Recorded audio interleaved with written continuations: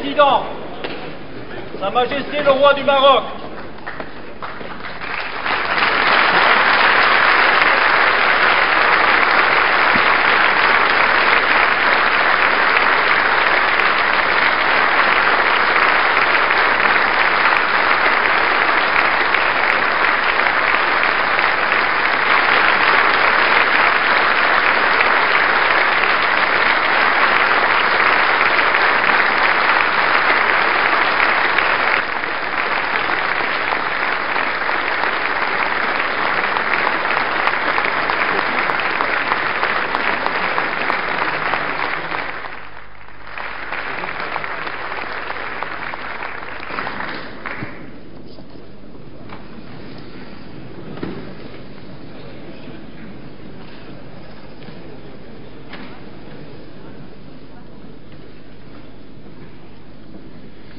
en recevant le roi du Maroc à l'occasion de sa visite d'État, notre Assemblée se réjouit d'accueillir le souverain d'un pays dont l'amitié pour la France ne s'est jamais démentie, malgré les inévitables vicissitudes d'un long destin commun, d'un pays aussi jeune et entreprenant qu'il est chargé d'histoire, d'un pays tout entier tendu vers la paix, le progrès et la modernité. Mais comment, sire, ne pas évoquer en ces instants la haute figure de votre père, restaurateur de l'indépendance du Maroc? Comment ne pas penser avec émotion à ce grand roi qui aimait la France, qui n'avait jamais douté de son relèvement et qui n'imaginait pas que nos deux pays puissent se passer l'un de l'autre? Comment ne pas nous souvenir de ce sultan qui, dès le 3 septembre 1939, avait invité les Marocains à combattre à nos côtés, qui, tout au long de la Deuxième Guerre mondiale, se refusa à tout contact avec les autorités ennemies, de ce compagnon de la libération dont il fut si naturel et légitime qu'il assista le 18 juin 1945 aux côtés du général de Gaulle, honneur insigne, au défilé célébrant la victoire. Et comment, dès lors, ne pas dire à nouveau, 51 ans après, dans cet hémicycle et devant vous, notre respect, notre reconnaissance pour ces magnifiques soldats marocains qui s'illustrèrent dans les Flandres, à Cassino, sur le Garigliano, en France, sans jamais ménager leur peine ni reculer devant les sacrifices, pour nous aider à reconquérir notre liberté.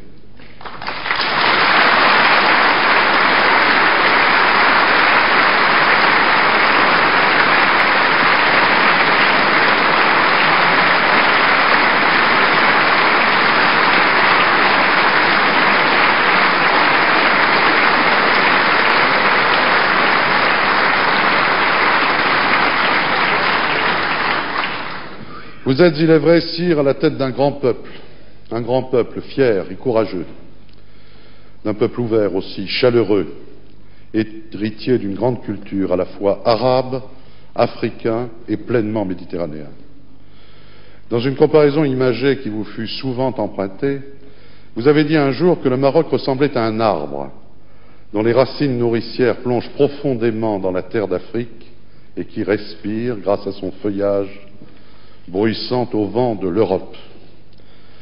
On ne saurait oublier en effet que la province romaine de Mauritanie-Tingitane a été créée à peu près au même moment que les provinces romaines des Gaules, ou encore que deux brillantes dynasties, celle des Almoravides puis celle des Almohades, régnèrent de part et d'autre du détroit de Gibraltar, liant étroitement l'Europe du Sud et l'Afrique du Nord, rayonnant depuis Cordoue à qui nous devons une bonne part de l'humanisme moderne et de ce qu'on appellerait bientôt les Lumières. Voilà qui faisait déjà du Maroc un véritable trait d'union, vocation à laquelle il n'a jamais renoncé et qu'il entend plus que jamais assumer. Voilà aussi qui aura contribué à inspirer au Maroc cette conception d'un islam serein et tolérant, ouvert au progrès technique et scientifique, comme en porte témoignage parmi tant d'autres réalisations la grande mosquée de Casablanca. Cette conception est aujourd'hui servie, sire, par l'influence considérable qui est la vôtre dans l'ensemble du monde islamique. Ce n'est pas par hasard que vous présidez l'organisation de la conférence islamique et le comité Al-Quds. Le sens de l'histoire et de la mémoire qui est votre marque, la volonté de modernité que vous savez allier au respect des traditions qui font l'âme d'un peuple, donnent à vos initiatives et à vos propos une autorité singulière. C'est dire que tout ce qui touche à votre démarche est important non seulement pour votre pays, mais aussi pour l'ensemble des riverains de la Méditerranée. Voilà d'ailleurs qui ne manque pas d'inspirer aux quelques 700 000 Marocains qui vivent en France une attitude souvent citée en exemple et fort bénéfique. Ces Marocains de France nous apportent le témoignage des progrès que ne cesse d'accomplir le Maroc dans le domaine économique, au prix d'efforts méritoires. Le développement est en effet l'une de vos priorités, en même temps que la construction d'un État de droit. Vous avez inspiré un courageux plan d'adaptation riche de promesses sur le plan économique, y compris pour nos relations bilatérales.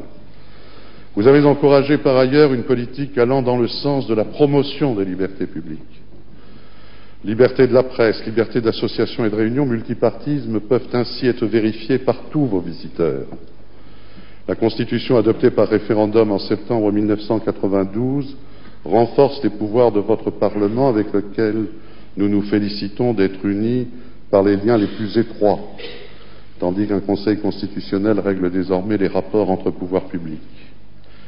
La création d'une deuxième chambre, à la faveur de la nouvelle consultation que vous avez annoncée lors de la récente fête du trône, devrait mettre un terme définitif aux discussions relatives au mode de recrutement de la Chambre des députés. La France, vous le savez, conformément aux attentes de sa propre opinion publique, continuera d'applaudir à de telles initiatives. Il n'est guère étonnant qu'adhérant à de mêmes prémices, nos deux pays parviennent à s'entendre sur les dossiers les plus délicats. Et c'est bien pourquoi le président de la République n'a pas hésité, lors de sa visite officielle au Maroc en juillet 1995, à parler d'une relation placée sous le signe de l'exception. Nous apprécions à sa juste valeur l'action menée par le Maroc en faveur de la stabilité de la région et le rôle de médiateur qu'il joue depuis plusieurs décennies. Actions et rôles qui ont trouvé leur consécration dans les retentissants succès de la diplomatie marocaine de ces dernières années. Conférence des accords du GATT à Marrakech, sommet économique de Casablanca, sommet de l'organisation de la conférence islamique. Nos deux pays sont également conscients de la nécessité de promouvoir un rapprochement de l'ensemble des peuples qui bordent notre mer commune. Le Maroc, qui a participé activement à la conférence de Barcelone, entend occuper une place à sa mesure dans ce nouvel espace qui devrait aboutir à l'horizon de l'an 2010 à la création d'une zone de libre-échange euro-méditerranéenne. L'accord d'association conclu le 10 novembre dernier avec le soutien empressé de la France est particulièrement prometteur à cet égard. Oui, le Maroc et la France ont bien vocation à œuvrer ensemble à l'avènement de cette zone de paix, de stabilité, de prospérité et de coopération. L'action résolue du Maroc en faveur du processus de paix au Proche-Orient, votre implication personnelle si courageuse, sont d'ailleurs une contribution majeure à ce grand et noble objectif. La relance de la construction du Maghreb au sein de l'Union du Maghreb arabe sera, à n'en pas douter, une autre de ces contributions, car le succès du partenariat euro-maghrébin passe aussi par un essor des relations politiques et commerciales entre les trois principaux États du Maghreb, que tout doit inciter à la bonne entente. Sire, à l'orée du XXIe siècle, en mesurant, vous et nous, le rôle que jouent nos nations, la France dans l'Europe comme le Maroc au Maghreb, en Afrique et dans l'ensemble du monde arabe, nous désignons ici nos responsabilités particulières. Elles sont immenses si nous voulons qu'une véritable communauté se renforce et s'affirme de part et d'autre de la Méditerranée. Nous devons donc plus que jamais resserrer nos liens. Dans l'histoire de nos relations, de nos convergences et de nos actions communes, votre visite en France est ainsi promise à un grand retentissement. Nous nous réjouissons que vous ayez choisi que votre passage à l'Assemblée nationale en soit un temps fort, car ce que vous avez à dire sera entendu au-delà de cet hémicycle et des frontières même de nos deux pays. Aurais-je assez dit, sire, combien vous êtes ici le bienvenu. Vous avez la parole.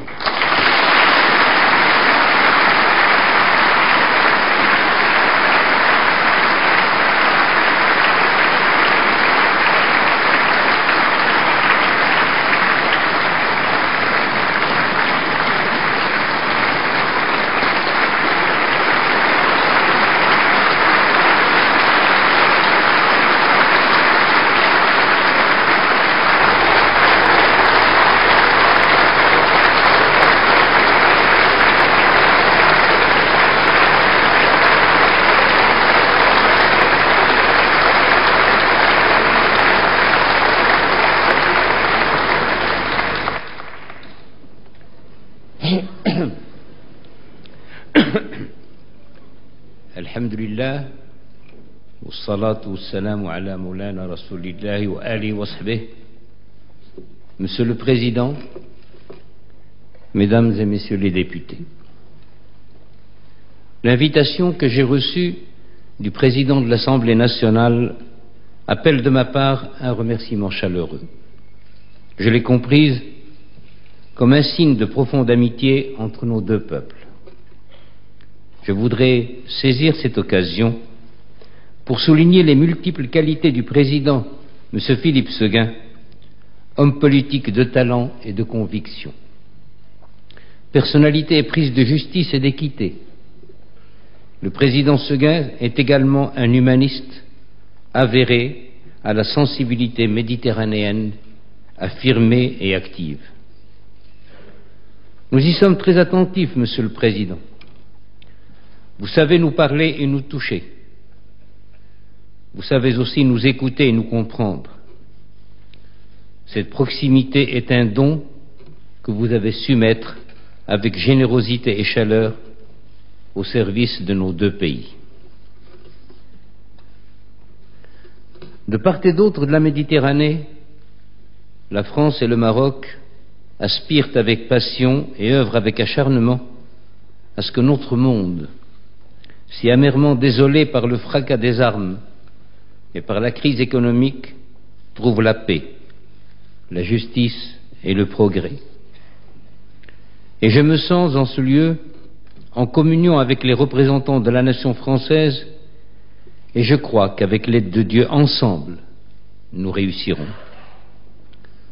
Mon propos pourrait s'arrêter là, tant la communauté d'esprit qu'il implique et la confiance réciproque qui le justifie sont évidentes.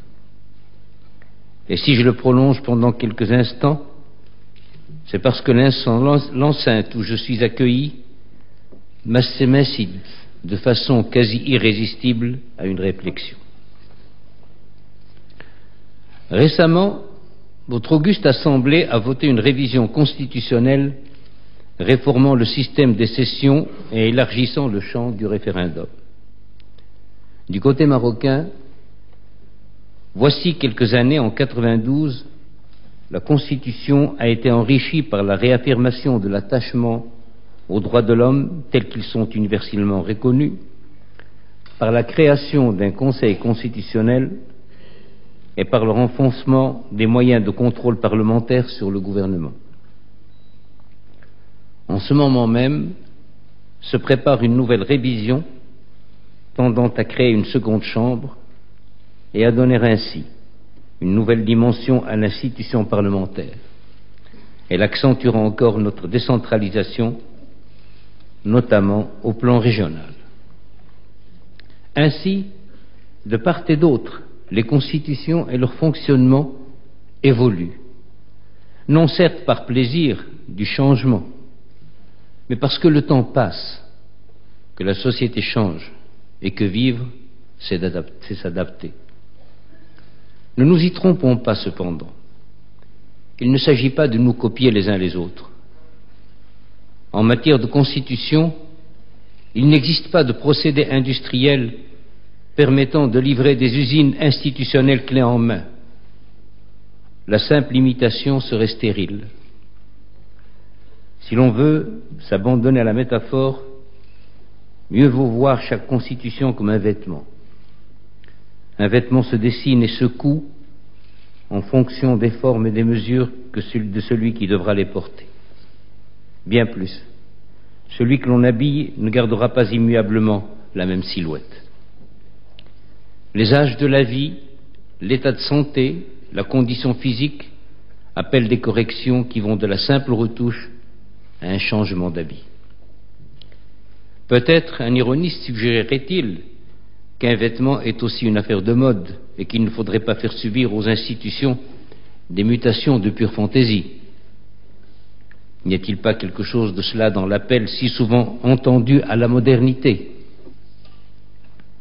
Il me semble que l'usage du terme modernité dans sa vie politique est matière mal entendue. Certains de ceux qui l'emploient paraissent croire que la modernité politique exige, en dépit de la géographie et de l'histoire, l'uniformité des institutions dans tous les États du monde. Ils se trompent. Ils se trompent, je l'ai déjà dit. D'autres, se croyant pluralistes, pensent au contraire que la modernité est hors d'atteinte pour les pays dans lesquels le respect de la tradition s'opposerait à tout changement réel. Ils ne se trompent pas moins. Cette antithèse mécanique entre le passé et l'avenir, Jean Jaurès l'avait dénoncée à l'avant en s'écriant, et je cite de mémoire, que le fleuve est fidèle à sa source quand il descend vers la mer. Moins éloquemment, hélas, je dirais qu'une communauté de valeurs, le principe démocratique, les droits de l'homme, le pluralisme, peut ressembler, sans se trahir et sans les trahir, des traditions différentes, peut rassembler, sans se trahir et sans les trahir, des traditions différentes. C'est bien parce que les institutions politiques sont, comme les hommes, vivantes, qu'il faut ne pas les enfermer dans des textes immuables et rigides. Certes, le constitutionnalisme naissant, à la fin du XVIIIe siècle, avait rêvé de faire d'une constitution un livre révélé, défiant le temps et l'histoire. Cependant, maints exemples, dont le vôtre et le nôtre, nous ont appris que, sans que changent à tout moment les règles du jeu politique, il existe dans chaque nation une capacité d'adaptation qui est riche de bons usages. Les textes ne doivent donc pas être immuables. Ils ne doivent pas davantage être rigides. Il faut certes une règle de jeu, mais elle n'est pas une fin en soi, et le jeu lui-même n'en est pas une simple application. Ce jeu est fait de rapports humains entre les gouvernés et les gouvernants, entre les individus et les groupes sociaux, entre le pouvoir central et les collectivités décentralisées. Ce n'est pas un jeu de robots. Aussi faut-il laisser à ceux qui le pratiquent une certaine liberté, un vrai pouvoir d'invention et, non certes contre les textes, mais à côté d'eux, faire place à ce que l'on appelle ailleurs les conventions de la Constitution. Une démocratie est par définition pluraliste. Elle suppose la pluralité des opinions et des partis, des organes de l'État, des niveaux d'administration, des entreprises publiques ou privées, des organisations sociales ou syndicales. Tour à tour, les divers acteurs politiques ont à faire entendre leurs voix qui sont distinctes et au besoin alternatives, pourvu que sur l'essentiel, c'est-à-dire l'indépendance et l'intégrité nationale, elles se retrouvent à l'unisson. Et quand il s'agit des plus grandes questions, ou lorsqu'il faut faire surgir une décision sur laquelle le gouvernement ou les représentants élus hésitent, le peuple lui-même, s'exprimant dans un référendum, vient couronner la panoplie des moyens d'adaptation. Telles sont les ressources du droit qui sont à la fois la racine et le fruit de la civilisation politique. Elle ne nous livre pas des modèles mais des expériences. Le profit en est partagé entre ceux qui les conduisent et ceux qui les observent. Monsieur le Président, Mesdames et Messieurs les députés, en vous soumettant cette réflexion sur l'évolution des institutions, j'ai voulu rendre hommage à votre Assemblée, organe et instrument majeur d'une constitution vivante, et répondre, pour le Royaume du Maroc, au message de l'authentique et cordiale amitié qu'à travers ma personne, mon pays a reçu. Je vous remercie.